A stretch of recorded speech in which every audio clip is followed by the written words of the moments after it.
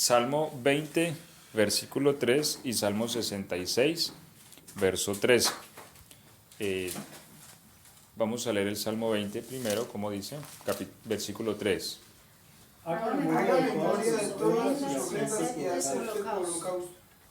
Ok, y el Salmo 66, verso 13. Entraré en tu casa con holocaustos, te pagaré mis votos. Ok. Entraré a tu casa con holocausto, te pagaré mis votos. Amén. Gracias te damos, Señor, por tu palabra y pedimos que sea tu Espíritu asistiéndonos, Señor, y enseñándonos tu palabra, mi Dios. Que nuestro corazón sea buena tierra y que tu palabra dé fruto para tu reino, mi Dios. En el nombre de Jesús te pedimos, Padre. Gloria a Dios. Amén. Gloria a Cristo. Siéntense, por favor. Bueno, hace 15 días tenemos la serie estamos hablando sobre la iniquidad. ¿Sí? Y bueno, sin embargo, ahora 8 días abrimos un paréntesis para tocar el tema de los holocaustos o de las ofrendas, los sacrificios. Y bueno, vamos hoy a tocar también este tema, a continuar con este tema de los holocaustos. Y bueno, ya dentro de 8 días, con la ayuda del Señor, continuamos el tema de las iniquidades. Bueno, gracias a Dios porque su palabra corre y es glorificada. ¿Sí? Y bueno, yo les invito también a compartir la palabra. El Señor ha puesto una palabra en mi corazón en este día y bueno, la quiero compartir con ustedes y bueno, con todos los hermanos que nos escuchan también aquí en Mar del Plata, en el grupo que tenemos de WhatsApp, también las personas que nos escuchan, que les compartimos este audio, los hermanos en Chile, hasta el hermano Luiger también, los hermanos en Perú, que también le compartimos audios, el hermano Albeiro, la hermana Luz y su familia allí, y también todos los hermanos en Colombia que nos escuchan. Quiero compartir con todos ustedes esta palabra en el nombre del Señor Jesucristo.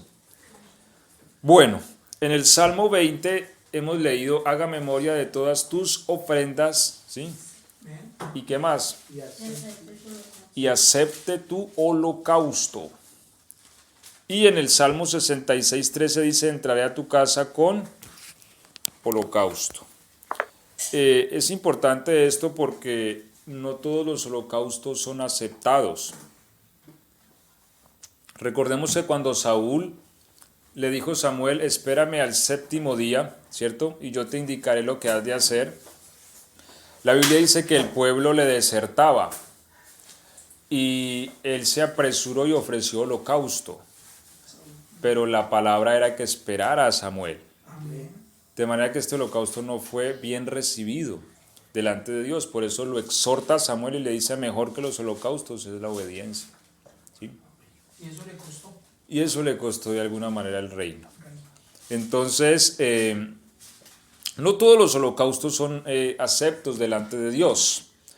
Y lo que dice aquí el Salmo 20 es, haga memoria de todas tus ofrendas y acepte tus holocaustos. El altar es un punto de encuentro. Allí hay una bendición, como leímos en Éxodo 20:24. Altar de tierra harás. Hay un mandato. Y lo que dice la palabra es que allí se encontraba Dios con el hombre y le bendecía. Entonces, el altar es un punto de bendición. El altar es un punto donde Dios se encuentra con el hombre.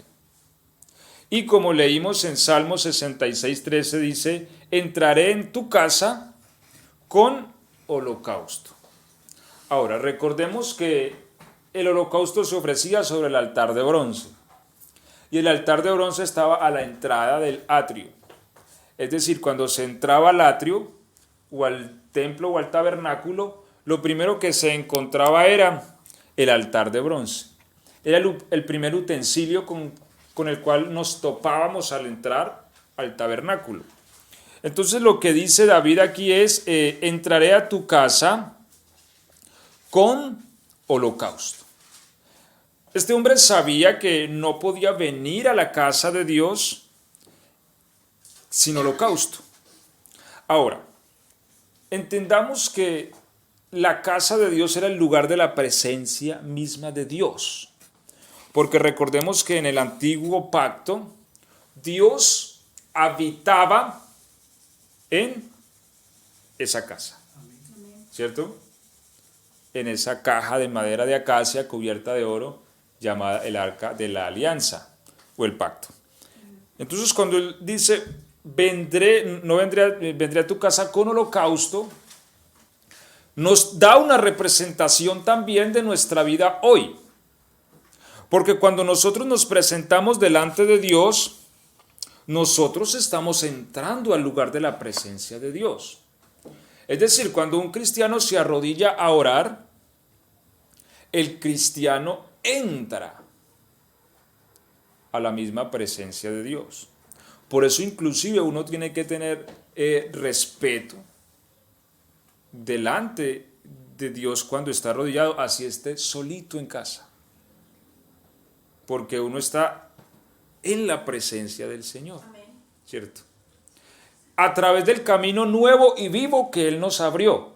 Esto es a través del velo de su carne. En el cielo, donde está el trono de Dios, hay un templo. Lo dice Apocalipsis. Por eso lo que construyó Salomón, dice la Biblia que es figura y sombra del celestial. Dios le reveló a David la maqueta del templo celestial y fue reconstruido en tierra aquí en este mundo por Salomón, que de hecho fue una de las 7 maravillas del mundo antiguo. Pero en la presencia de Dios, arriba hay un tabernáculo, como dice Apocalipsis, y también hay altar, y también hay un monte sobre el cual está ese tabernáculo, que es el monte Sión. Aunque aquí en la tierra hay un monte Sión, allá hay un monte Sión que es el verdadero. Amén. Recordemos que la tierra es una maqueta de las realidades espirituales. Amén. Y por eso la Biblia dice en el mismo Salmo 20, te envíe ayuda desde su santuario. Amén. Y desde Sión te sostenga. Y en ese tabernáculo, en ese altar que hay allá, también hay incienso, que dice la Biblia que son las oraciones de los santos, ¿sí? Que sube a la presencia de Dios. Pero también hay sacrificios, como lo vemos en Apocalipsis, las almas que estaban bajo el altar y clamaban a Dios diciendo, ¿hasta cuándo, Señor bueno, vengarás nuestras almas? ¿Sí? Entonces, el altar siempre será un punto donde nos encontramos con Dios y donde Dios viene y trae de su bendición a nuestra vida. Y hablábamos de que si en algún momento estamos batallando contra algo y llevamos años y de pronto no lo hemos podido vencer, es porque tal vez nos hace falta poner un altar, ofrecer un holocausto al Señor para que Él venga a nosotros.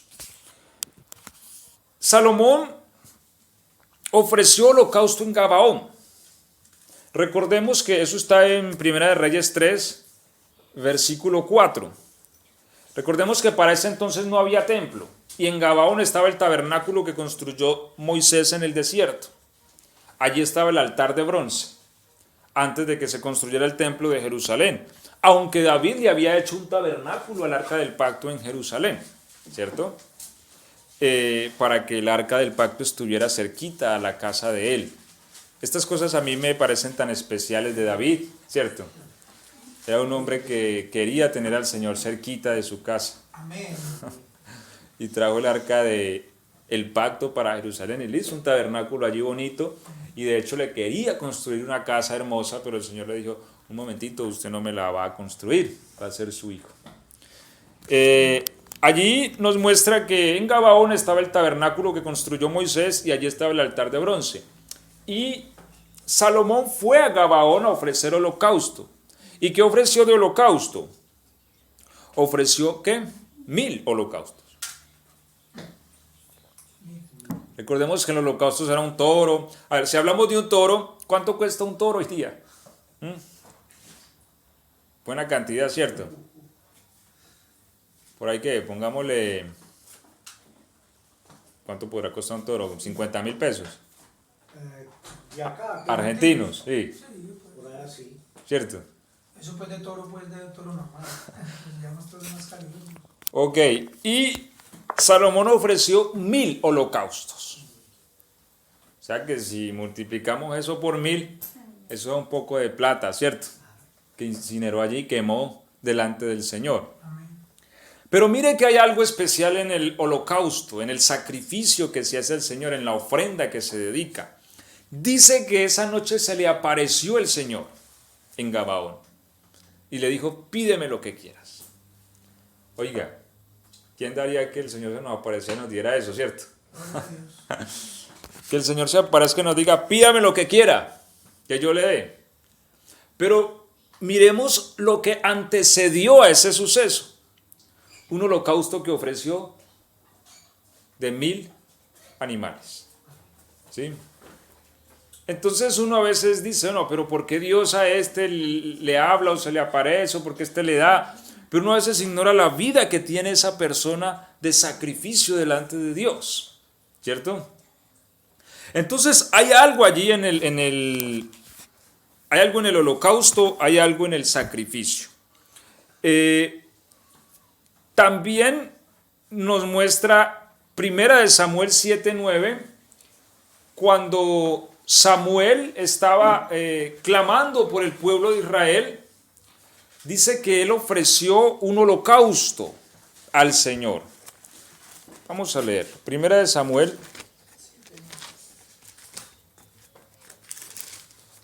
7:9.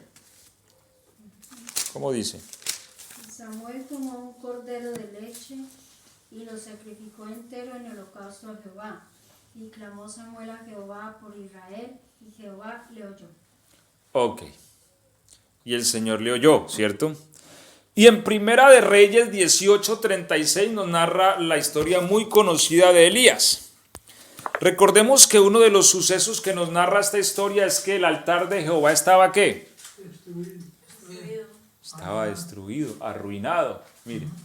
Entonces, no, o sea, habían razones suficientes por qué creer que Israel estaba en tal miseria. Pero lo primero que hace Elías es reconstruir el altar. Y después que él reconstruye el altar, él pone el sacrificio sobre el altar y entonces ora al Señor y el Señor contesta por fuego. Amén. Y consumió el altar.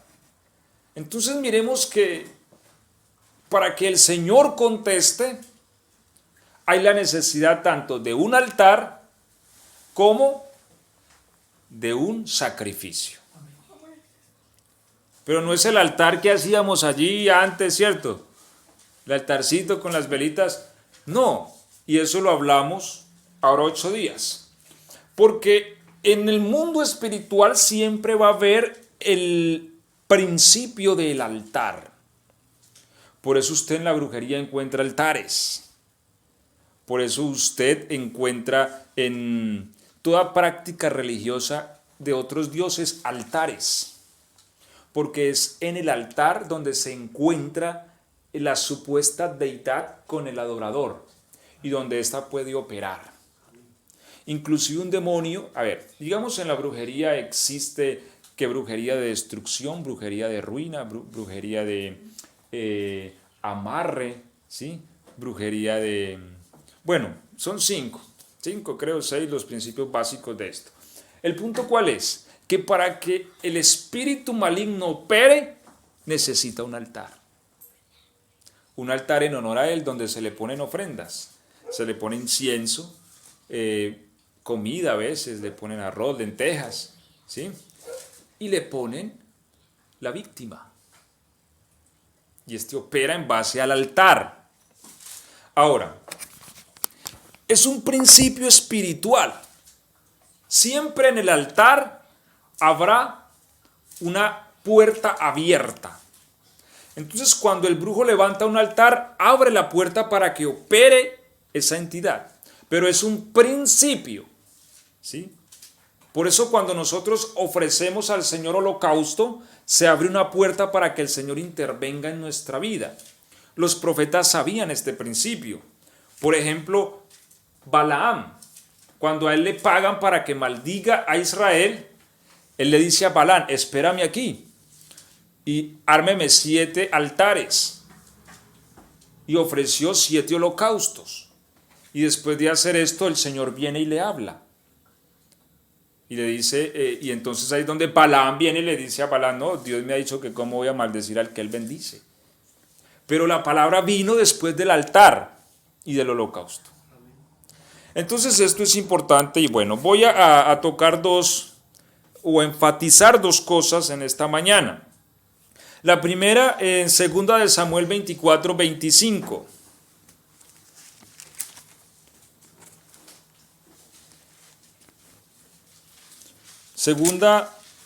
Segundo libro, decimos segunda, pero realmente es segundo, porque no es una carta, sino que es un libro, ¿cierto?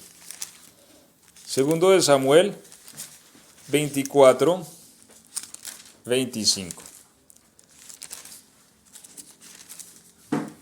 ¿Cómo dice allí? Y edificó allí David un altar a Jehová, y sacrificó holocaustos y ofrendas de paz. Y Jehová oyó las súplicas de la tierra y cesó la plaga en Israel. Ok.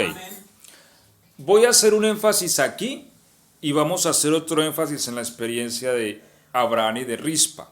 Pero ¿cuál es el punto acá? Que me llama mucho la atención y es una palabra para hoy. Israel estaba en un problema. Una plaga los estaba aniquilando. ¿Producto de qué? Bueno, había un mal en el pueblo.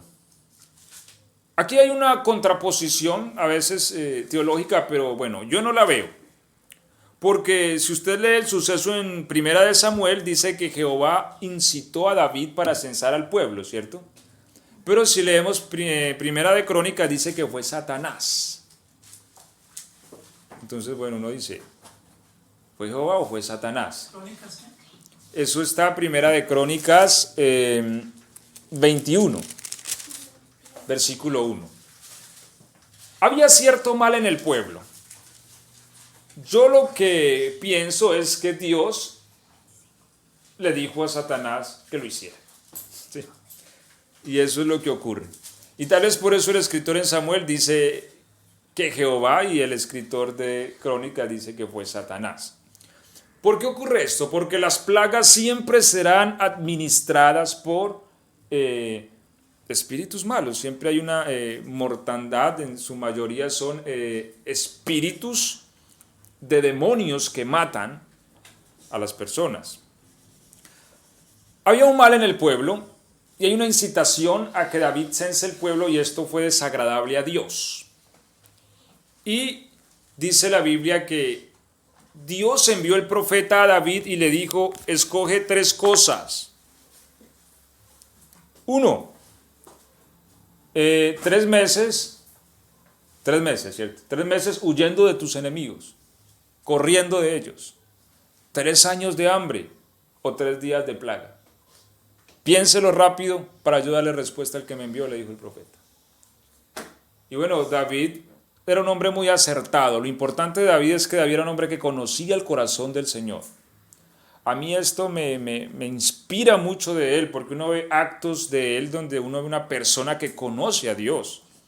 Como cuando Dios le dice que el hijo que le nació de Betsabé morirá. Esto solo hace una persona que conoce a Dios. Va y se tira una semana de ayuno. Y cuando él oyó que sus siervos hablaban y se levantó y dijo, murió el niño, ¿cierto? Murió el niño, sí, Señor. Se levantó, se bañó y comió.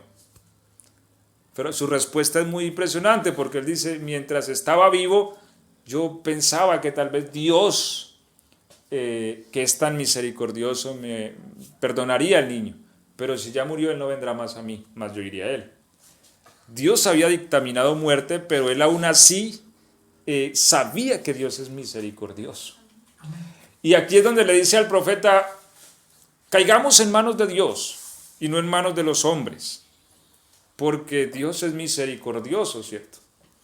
Entonces prefiere la plaga. Y la plaga empieza a matar en toda la nación. Y es un ángel destructor el que viene matando, un ángel con una espada desenvainada, y dice la Biblia que mató 7,000 hombres, 70,000 hombres. Y cuando David lo vio en la era de Arauna, el Jebuseo. Inclusive Arauna se escondió, porque el ángel se dejó ver delante de todos, con la espada en la mano. Y la Biblia dice que cuando estaba allí el ángel, el Señor le dolió su corazón y le dijo, detente. Y le manda a decir a David con el profeta, ve a la era de Arauna y levanta un altar y sacrifica holocausto. Y el verso que leímos dice, y edificó allí David un altar a Jehová y sacrificó holocaustos y ofrendas de paz. Y Jehová oyó la súplica de la tierra y cesó la plaga en Israel. Amén. Entonces, aquí vemos una ecuación espiritual. Y esto se ha de ver espiritualmente. En toda plaga hay mano negra, como se dice por ahí. Mano negra en el sentido espiritual. Es decir, detrás de toda plaga hay un castigo por maldad, rebelión o pecado. A ver, la ciencia hoy día sale y dice, no, es que cuando la peste bubónica salieron los cristianos o salieron la iglesia a decir es que es castigo divino y no, era la pulga, la rata. Bueno, pues hoy día es el murciélago, según ellos el murciélago chino. Pero el punto no es ese. El punto no es ni la pulga, ni la garrapata, ni el murciélago. El punto es que la ecuación dice que la plaga siempre vendrá porque hay o maldad, o rebelión, o pecado. Leamos Deuteronomio 32, 24.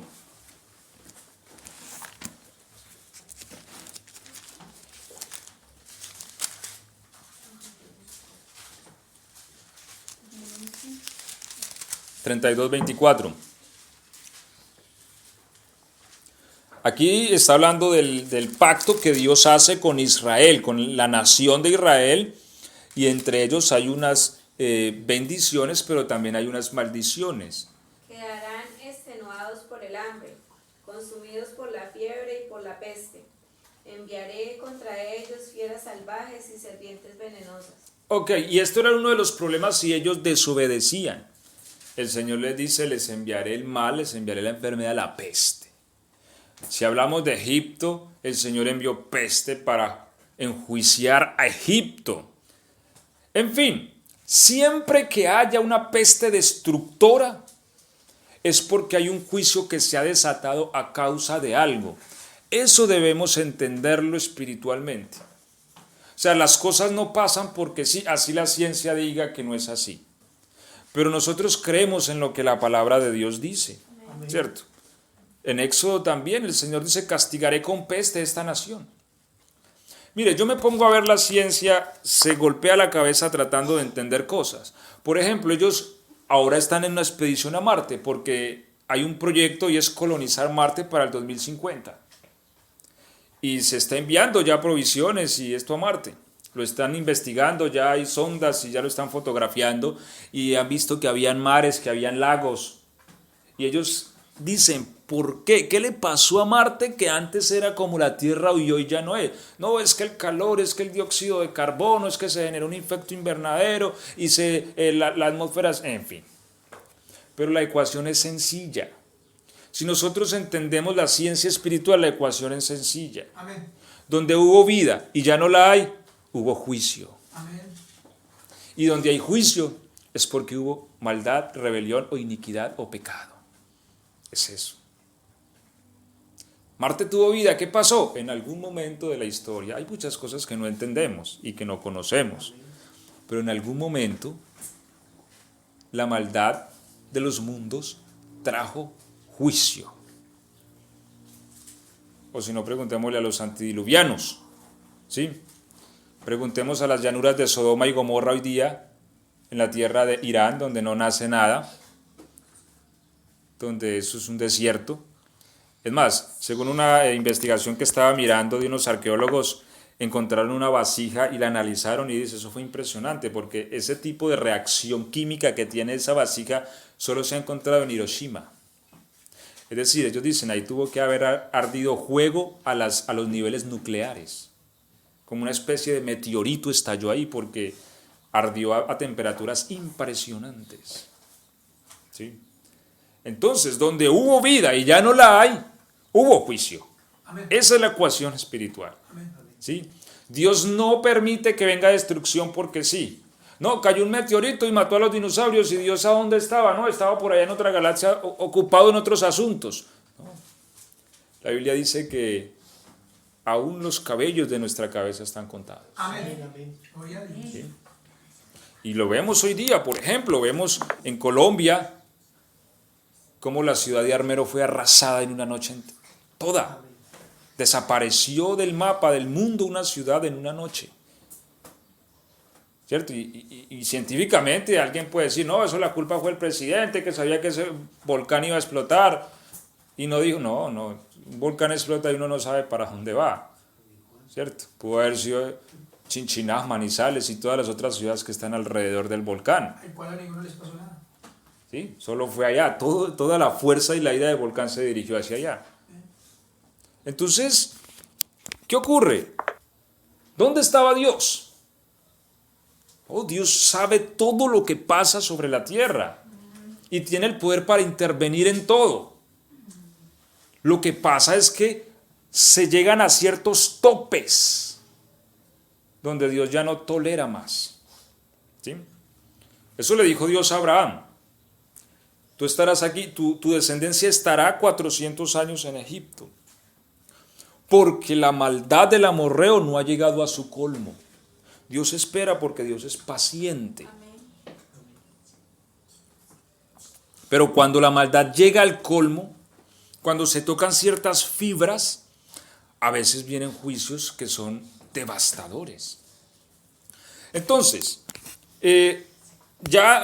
resolviendo la ecuación, plaga. En la plaga hay un mal suelto. Vea, vamos a leer Salmo 91, léame porfa ese salmo, y yo quiero que ese salmo es muy confrontativo, pero léamelo por favor en la versión Septuaginta, y léamelo hasta el verso 10 en altavoz. Escuchémoslo en la versión Septuaginta, que es una de las versiones más antiguas, Clara y perfecta. que es una traducción del griego. ¿Cómo dice? Léame del 1 al 10, por favor. Quien habita en la ayuda del Altísimo, en el amparo de Dios del cielo, se albergará. Dirá a Dios, acogedor mío eres y refugio mío, Dios mío, esperaré en él. Porque él me librará del lazo de cazadores y de palabra iracunda. Entre sus hombros te cobijará y bajo sus alas esperarás. Con broquel te cercará su verdad. No temerás de temor nocturno, de saeta voladora de día, de cosa andante en tinieblas, de impugnación y de mono meridiano. Caerá a tu lado 1,000,000 y 10,000,000 a tu diestra, pero a ti no se acercará. Empero con tus ojos contemplarás y retribución de pecadores verás. Porque tú, Señor, mi esperanza, al Altísimo has puesto por tu refugio. No vendrán a ti males y flagelo no se acercará a tu pabellón. Ok, hasta el 10 ahí, ¿cierto? Ese es el Salmo 91, ¿cierto? Dice, ni pestilencia que ande en oscuridad, ni mortandad que en medio del día destruya. Esta versión la traduce ni impugnación, ¿cierto? No temerás ni impugnación, ni demonio meridiano. ¿Sí? ¿Cómo así demonio meridiano? Es decir, demonio que opera al mediodía, a la luz del día. Entonces, bíblicamente, el concepto de plaga está relacionado con una entidad espiritual que destruye. Ese es el concepto bíblico. Ahora, el concepto científico, obviamente siempre dirá, no, es la pulga, es esto, es que no se bañaban y por eso la pulga, bueno, en fin. Y ahora es porque el murciélago se lo comen, en fin. Pero ¿cuál es el punto? El punto es que la palabra de Dios nos muestra a nosotros que detrás de toda plaga hay obra de oscuridad. Amén. Y que esa obra de oscuridad Dios la ha permitido a causa de algo. ¿Sí? Pero lo que dice el Salmo, por eso les digo, este Salmo es confrontativo. Lo que dice el Salmo es que no temerás el terror nocturno, ni saeta que vuele de día, ni pestilencia que ande en oscuridad, ni mortandad que en medio del día destruya. No temerás. ¿Por qué? Porque Abraham le dijo al Señor cuando iba a destruir a Sodoma y Gomorra, el juez de toda la tierra matará al justo así como muere el impío. El Señor le dijo, a últimas, si hay 10 justos en la ciudad, no la destruyó. Mire hasta donde le cedió a Abraham, si hay 10 justos. Y eso era una llanura impresionante, es decir, muy posible que tuviese más de 100,000 habitantes. Y uno dice, 100,000, no hay 10. Como dijo el país, apague y vámonos, ¿cierto? Entonces, este es el punto. O sea, Dios sabe hacer diferencia entre su pueblo y entre el que no es su pueblo. ¿Sí me hago entender? Amén. El Salmo es claro y confrontativo. ¿Por qué? Porque está escrito y es claro, ¿cierto?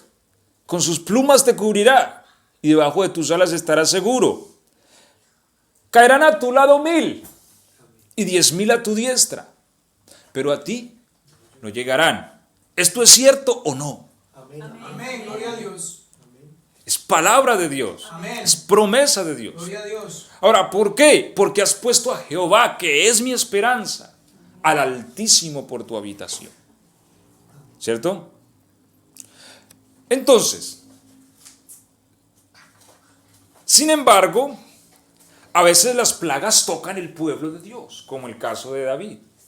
Mire que era una plaga y estaba dañando el pueblo de Dios. Él dice, pero es el pueblo de Dios. ¿Por qué entonces la plaga toca al pueblo de Dios? Hermanos, la ecuación es la misma. Y para Dios no hay acepción de personas en ese sentido. Vamos a leer Apocalipsis 18:4. ¿Quién lo lee en voz alta, por favor?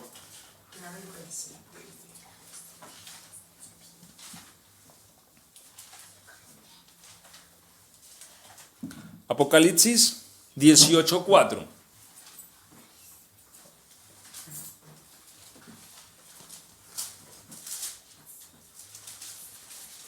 Y oí otra voz del cielo que decía, salid de ella, pueblo mío, para que no seáis partícipes de sus pecados, ni recibáis parte de sus plagas.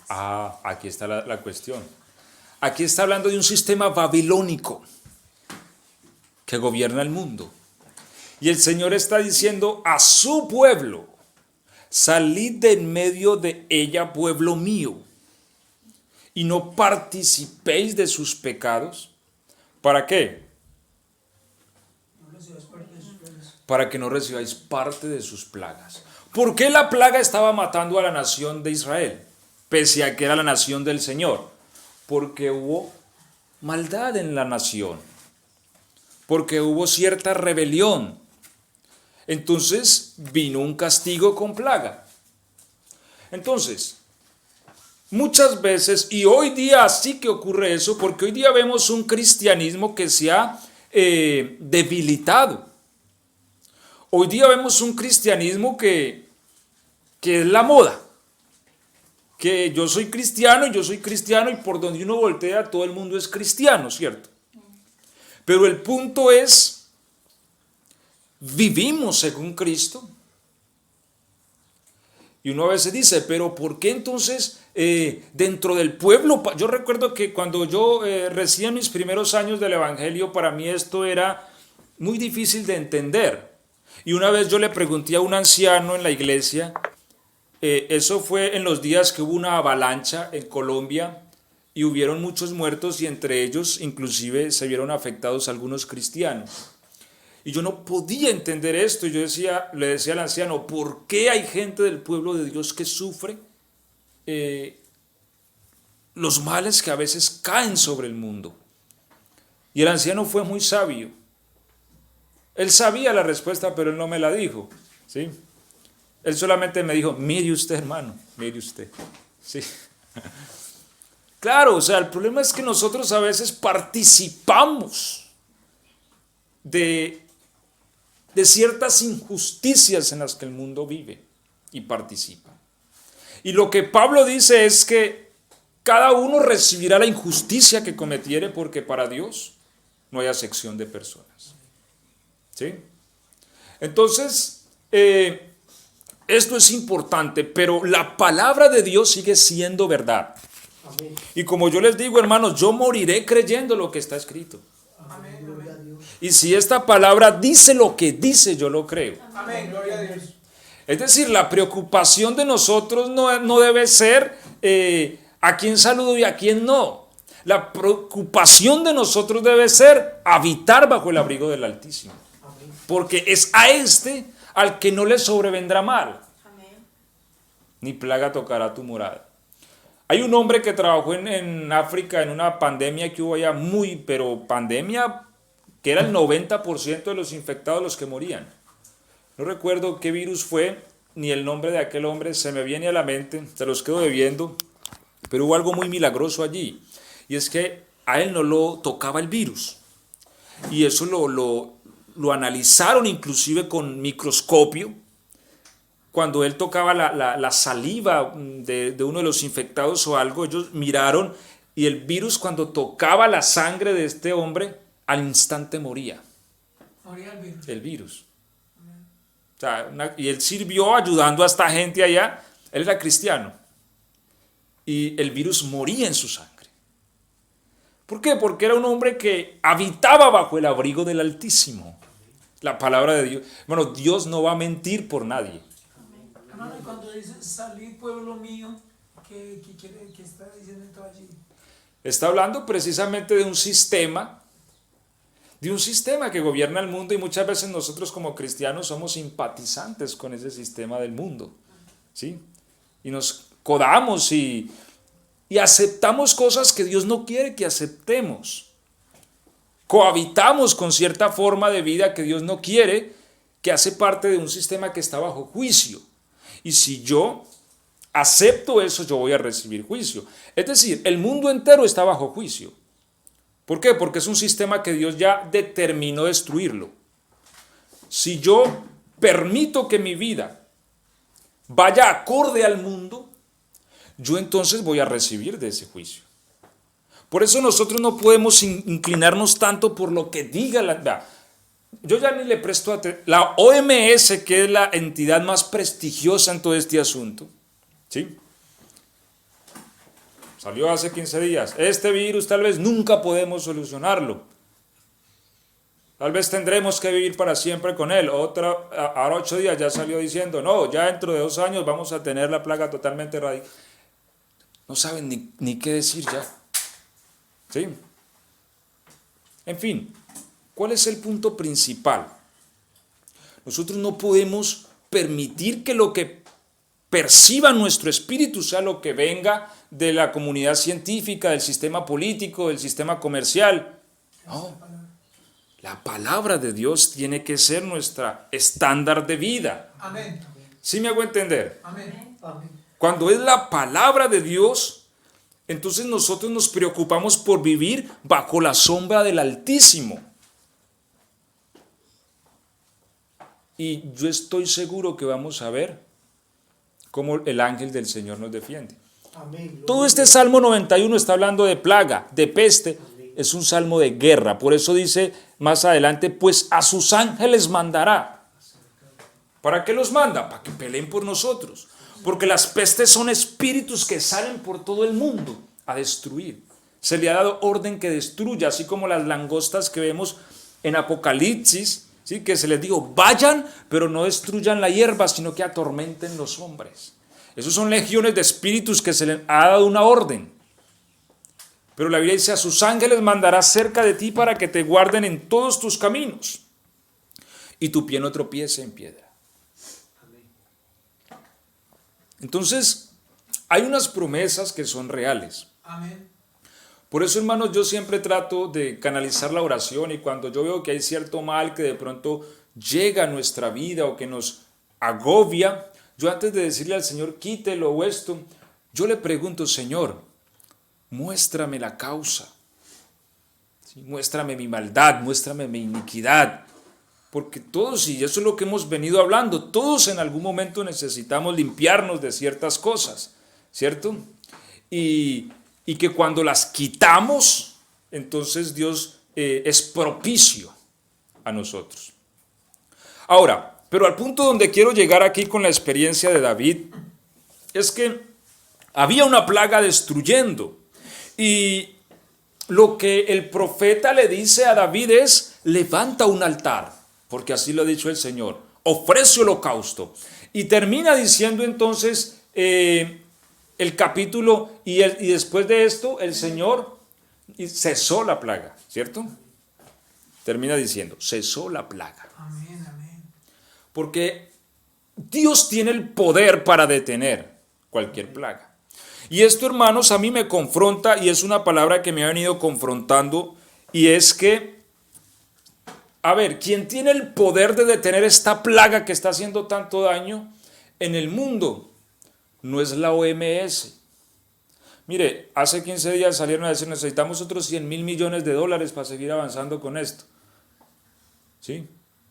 No es Rusia que dice, bueno, ya Rusia tiene una vacuna, no es China que ya manda una vacuna ya esta semana para Argentina. ¿Sí? No. Hay una entidad que puede detener esta plaga y se llama la Iglesia de Jesucristo. Amén. Amén, gloria a Dios. Y yo no sé hasta dónde nosotros no lo hemos visto, pero si nosotros vemos lo que hizo David y seguimos los pasos de David, nosotros podemos ver cómo se cumple la experiencia de David en nosotros y cesó la plaga. ¿Qué hizo David? Levantó altar y ofreció holocausto. Amén. Y yo quiero, hermanos, hacer parte de los que levantan altar al Señor por esto. Si nosotros como iglesia, hablo en términos universales, la iglesia en todo el mundo, porque la iglesia hoy día ha sido fragmentada en 1000 pedazos, y uno dice yo soy de Apolos, yo soy de Cefas, y otros dicen yo soy de Cristo. ¿Sí? Y a veces es más fácil, como dice por ahí el cuento, agarrar 10 monitos, ponerle una foto y cierto, que juntar iglesias para un propósito cristiano. Entonces, ¿qué pasa? Si la iglesia entera levantara altar al Señor y ofreciera holocausto de ayuno, de ruego, de súplica, yo sé que el Señor detendría esta plaga. Amén. Amén, gloria a Dios. ¿Sí? Amén. Él tiene el control. Él puede hacerlo. Pero seguramente no ha habido eso. Es más, nosotros hasta nos adaptamos. Y algunos dirán, no, pues, sin culto mejor. ¿Cierto? Entonces, y el mal sigue avanzando. Amén. Pero ¿por qué no ver lo que hizo David? ¿Por qué no hacer esto? ¿Por qué no levantar un holocausto al Señor y decir, hombre, voy a ponerle cuchillo a mi garganta y voy a clamar al Señor? Yo sé que necesitaríamos la unión de todo el mundo y eso está bien complicado, al menos de la iglesia, ¿no? Que el Señor levante este sentir. Pero hermanos, yo los voy a confrontar a algo y yo creo algo. nosotros sí podemos pelear por nuestra ciudad, Amén. porque aquí nos tiene el Señor. Gloria a Dios. Amén. Y yo quiero ofrecer holocausto al Señor. Y en todo esto, vea, ayer registraron el máximo contagio de COVID en Mar del Plata. ¿Sí? 103 personas en el día de ayer nada más. Es decir, el virus ha propagado acá. Ha venido explotando. Vuelven y ponen en jaque a la ciudad para retrocederla. ¿Sí? Si nosotros ofrecemos holocausto, yo sé que el Señor puede hacer algo. Amén. Amén, gloria a Dios. Y yo quiero invitarles a los que puedan, ¿sí? Yo voy a estar ayunando esta semana, particularmente el sábado, ¿sí? Con la ayuda del Señor Jesucristo por este asunto. Voy a estar ayunando de 7 a 7. Si alguno puede, o alguno puede ofrecer ciertas horas por este tema, que el Señor detenga esta plaga en esta ciudad. Cada uno es responsable por su lugar. Qué bueno que nos pudiéramos unir en el mundo entero, ¿cierto? Pero a veces, no sé, nosotros tenemos poder sobre la tierra, ¿no ve que somos sacerdotes del Dios Altísimo? Y el sacerdote está para pedir por otro. Nosotros estamos, hermanos, mientras la iglesia esté sobre este planeta, la iglesia está para rogar por el mundo, por las personas del mundo, para que sean libres del poder del mal. Eso hizo Moisés cuando el Señor destruía, porque la ira de Dios se levantó contra el pueblo y empezaron a caer. Y Moisés salió corriendo para el tabernáculo y encendió 2 incensarios. Recordemos que el incienso, ¿qué es? La oración. Encendió los incensarios rápidamente y llamó a Aarón, Aarón, rápido. Y Aarón vino corriendo y le dijo, Aarón, agarra estos incensarios y corra. Y salió corriendo Aarón y dice la Biblia que se paró entre los muertos, se paró entre Dios y los vivos. Adelante estaban los muertos, venía Dios matando y él se paró en el medio con los incensarios. Y dice la Biblia que cesó la mortandad. Amén. ¿Sí? Porque ese incienso, ¿qué es? Es una oración que emite una autoridad sacerdotal. Dios mismo lo había establecido como sacerdote. Y al elevar ese incienso era una ley sacerdotal que Dios oye. Amén, amén. Por eso uno puede inclusive estorbarle a Dios. Mire esto cómo suena, ¿cierto? Pero cuando Dios iba a destruir al pueblo en el desierto, ¿qué le dijo a Moisés? Déjame que yo vaya y los mate. Y uno dice, ¿cómo así que me deje? Es que Dios tiene que pedirle permiso a, como cuando uno agarra al niño, que el niño dice, déjeme, déjeme. Sí, como que Moisés no lo estaba dejando, ¿cierto? ¿Por qué? Porque en él reposaba un sacerdocio. Y mientras el sacerdote diga, no, Señor, ten misericordia, perdónelos, hay un impedimento de juicio. Dios busca eso, porque hace parte del carácter de Dios. Por eso también dice en Ezequiel que la tierra estaba llena de violencia y Dios buscó entre los hombres quien se pusiera en la brecha y quien clamara y pidiera para que yo no la destruyese, y no lo hallé. Qué triste. Muchas veces Dios está buscando eso. Y hoy más que nunca Dios está esperando ese holocausto, ese sacrificio que suba a la presencia de Dios, de una iglesia en todo el mundo que clame, que llore y que le duela a la gente y que diga, Señor, por favor, detén esto. Porque al fin y al cabo para muchos esto no es más que estadística. Ah, sí, hoy murieron 50 y 60 en Argentina. Ah, sí, murieron 100, 200. Sí, ya van cerca de 1 millón de muertos. Y no es más que estadística, no es más que uno más. Pero nosotros somos sacerdotes. Amén. Y el sacerdote está para que pida por otro. Entonces, yo pienso que si ofreciésemos al Señor holocausto, yo sé que el Señor respondería. Amén. Así que en este aspecto yo les dejo esta inquietud. Y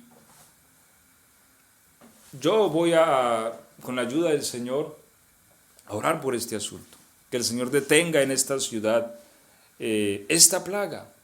Qué bueno ofrecer ese holocausto al Señor, qué bueno ponerle cuchillo a nuestra garganta y decirle, bueno, en este día voy a dedicarme a clamar a Dios y a pedirle que tenga misericordia de esta jurisdicción donde nos ha puesto. Amén. Y yo sé que Dios, hermanos, va a hacer algo. Amén. ¿Sí? Amén.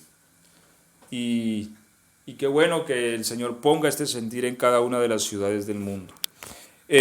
Bueno, vamos a continuar porque se nos ha ido el tiempo, pero ustedes hoy me pueden regalar otros 10 minutitos más y así vamos compensando el que quedó pendiente de los 8 días. Génesis 15, 7 al 21. No lo vamos a leer todo, pero lo va a tener ahí abierto y yo les voy a narrar la historia y ustedes ya lo pueden leer en casa. A ver, aquí hay un pacto que viene de Dios para con Abraham, pero es un pacto que se realiza después de haber hecho un sacrificio, después de haber matado unos animales y haberles partido en dos. Pero vamos a tocarlo de una manera paralela con la experiencia de 2 de Samuel 21:9 de Rispa.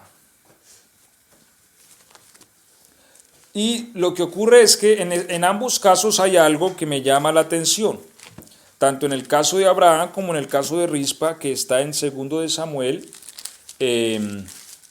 21. ¿Sí? Ok.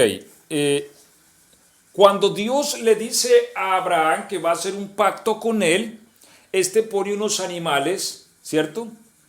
Y lo que dice la Biblia es que Abraham vigiló este sacrificio, lo vigiló durante todo el día. ¿Para qué lo vigilaba? De las aves que venían a comérselo, ¿cierto? De las aves. Inclusive dice que llegada la noche le dio sueño a Abraham y lo envolvió una oscuridad profunda y tuvo gran temor.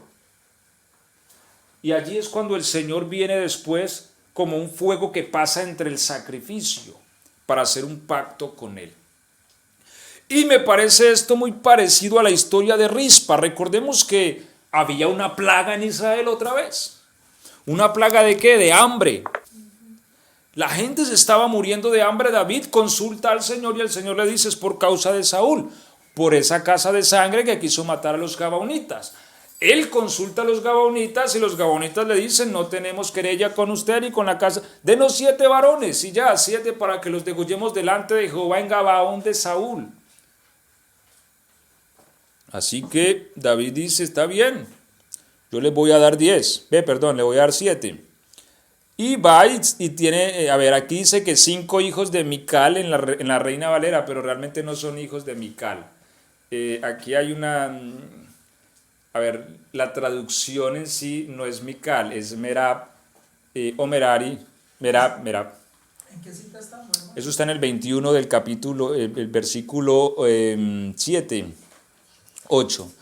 ¿Por qué? Porque Mical nunca tuvo hijos, ¿cierto? La Biblia dice que Mical nunca tuvo hijos porque menospreció a David. Y lo otro es que esta Mical que mencionan aquí es hija de Adriel, pero la mujer de Adriel no era Mical, hija de Saúl, sino Merab. Y ella tuvo 5 hijos, ¿sí? Entonces, 5 hijos los puso Merab, 2 hijos los puso Rispa, ¿cierto? Que era concubina de Saúl. Pero Rispa me llama la atención porque cuando ponen cuando los degollan, porque eso dicen los gabonitas, denos 7, los degollamos delante de Jehová en Gabaón, y bueno, ya, listo. Pero Rispa toma los cadáveres, les pone tela de silicio y espanta a las aves. Allí estuvo Rispa todo el tiempo de la siega de la cebada. Venían las aves y ella... venían los gallinazos y... Recordemos que las aves carroñeras en el pueblo de Israel eran aves inmundas. Y recordemos que las aves inmundas son alusiones a demonios. Hay demonios en formas de aves. Por eso la Biblia dice, hablando de Babilonia, y será habitación de toda ave inmunda y espíritu abominable. Hay unos espíritus de demonios en formas de aves. Las aves siempre serán una alusión, las aves inmundas, las carroñeras, alusión a demonios, como los gallinazos, buitres.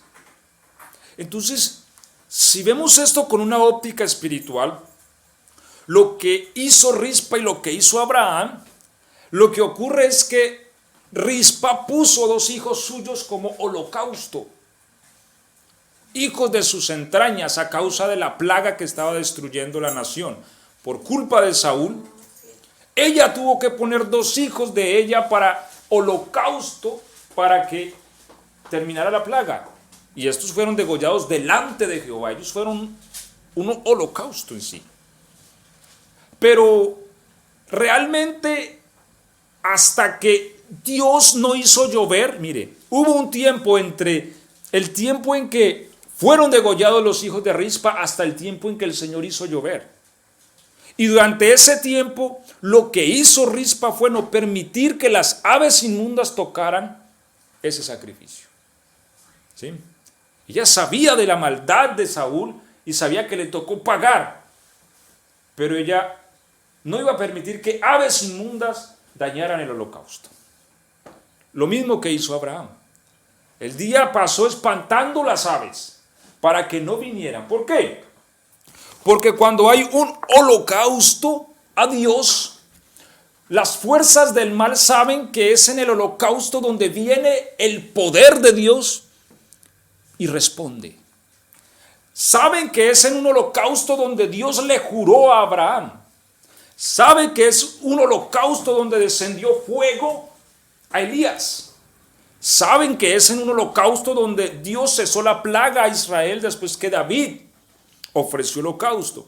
Ellos saben que fue después de un holocausto que Dios se le apareció a Salomón en Gabaón.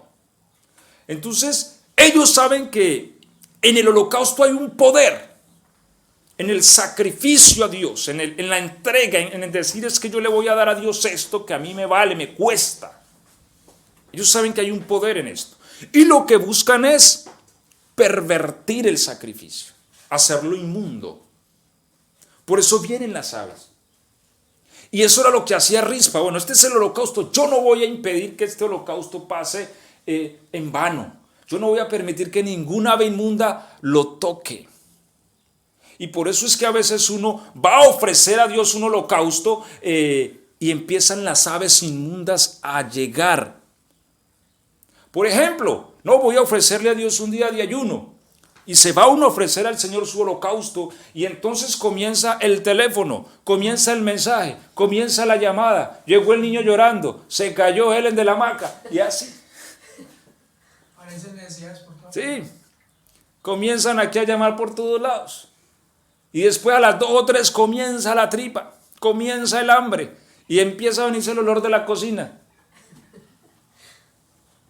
Y si uno no espanta a las aves, ellas destruyen el holocausto. Amén. Y el sacrificio se queda inválido. ¿Sí ves? Porque a veces fue más el tiempo que se la pasó uno hablando por teléfono, contestando WhatsApp, y ya a la 1 o 2 más bien se va a tomar el caldito. ¿Sí ves? Y el holocausto quedó inválido. ¿Por qué? Porque a última no fue un verdadero holocausto, algo que nos costó y nos valió. ¿Sí me hago entender? Entonces, eso es lo que nosotros nos muestra Rispa y lo que nos muestra Abraham. No es suficiente ofrecer el sacrificio, no es suficiente levantar el altar. Hay que cuidar que las aves inmundas no se lo roben, no se lo lleven. En todos los aspectos, a veces, bueno, decimos, voy a dedicarle al Señor el día de ayuno el sábado, y entonces empiezan a llegar compromisos para el sábado. Y comienza el fulano, no, páseme el sábado, y este no, el sábado, y aquel, el sábado. Justo el sábado. Justo el sábado. Y resulta que no percibimos que son las aves inmundas que se están robando el holocausto. Es cierto. Amén. Y en todos los aspectos debemos de tener esa visión espiritual. O a veces dedicamos a Dios una ofrenda especial, digamos en el aspecto de dinero, y decimos, hombre, me voy a proponer en mi corazón ofrecer al Señor esta ofrenda para este mes. Y resulta que ese mes se incrementaron los servicios, el gas llegó súper caro y no se puede la ofrenda nada este mes, ¿sí? Entonces se roban el holocausto. Y Como uno no tiene percepción espiritual, entonces no nota que esas son las aves. Las aves inmundas que quieren robárselo. ¿Por qué? Porque ellos saben que en el holocausto hay un poder de Dios. Amén. Hay un responder, hay una bendición. Por eso Dios le juró a Abraham por sí mismo y le dijo, por cuanto esto hiciste, de cierto te bendeciré. ¿Usted cree que desde que Abraham salió de casa hasta que llegó al monte Moria, todo el camino yo creo que el diablo le habló? No, Abraham, no, ¿usted cómo se le ocurre? Su mujer lo va a matar, hermano. Usted mata a ese muchacho, no vaya a la casa, no vuelva a la casa. Y si de ahí no resucita, ¿usted cree que va a resucitar? Bueno, pues si de ahí no resucita. O si es que a usted le pareció que era Dios y no era Dios. Pensalo, Abraham. Y yo creo que todo el camino, las aves, ¿sí?, se querían robar el holocausto. Pero cuando él vence todo eso, llega a Moria, sacrifica a su hijo en sentido figurado, Dios jura por sí mismo bendecirlo, hacerlo grande. Amén. Entonces, esta es la segunda clave del altar y del holocausto.